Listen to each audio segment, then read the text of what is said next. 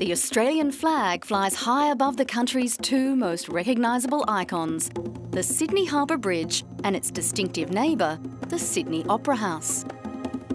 In 2007, the futuristic, centrally designed Opera House was given UNESCO's top honour, World Heritage status. The Sydney Opera House is an expressionist modern design. Each of its distinctive large shells is made from precast concrete and each taken from a hemisphere of the same radius, forming the roofs of the structure.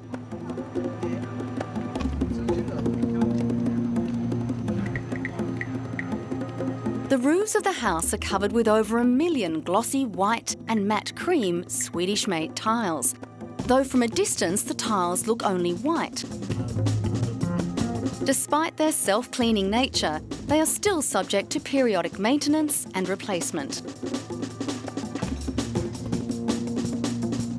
Although the roof structures of the Sydney Opera House are commonly referred to as shells, they are in fact not shells in a strictly structural sense, but are instead precast concrete panels supported by concrete ribs. The Opera House's construction required imagination and innovative architectural design.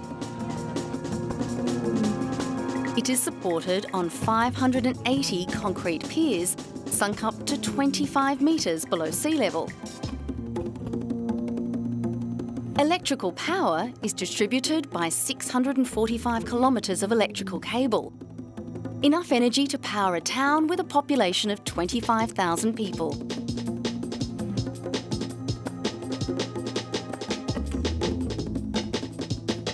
Sydney Harbour is one of the most scenic in the world.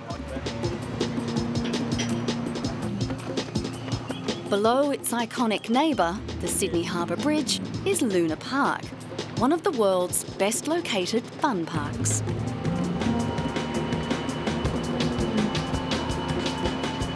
Since the 2000 Olympics, Sydney has become one of the world's most popular tourist destinations. Nestled at the foot of the Sydney CBD, the Opera House's grand steps give a sense of approaching a building of importance. Glass is also an important element of the design. The Opera House occupies 1.8 hectares of Sydney's best real estate at Bennelong Point. Surrounded by water and no tall buildings to dwarf it, light is plentiful. However, the journey for the now much-loved building has not always been a smooth one. In 1957, 39-year-old Dane Jorn Utzon unexpectedly won the competition for a new Opera House design, despite the fact the designs he submitted were little better than preliminary drawings. But the project was plagued by scandal. The building was weighed down by delays, and by the time of its opening in 1973, the costs had soared 1,400% above the original budget. The architect left Australia in disgust in 1966. He was neither invited to the opening ceremony, nor was his name mentioned. In recent years, some steps towards reconciliation have been made. In 2003, Utzon was given one of the nation's top honours, a Companion of the Order of Australia. The same year, he was awarded Australia's top architectural prize. However, to this day, he has never returned to Australia and has never set eyes on his masterpiece. His son Jan took his place in the opening ceremony instead, saying his father lives and breathes the Opera House, and as its creator, he just has to close his eyes to see it.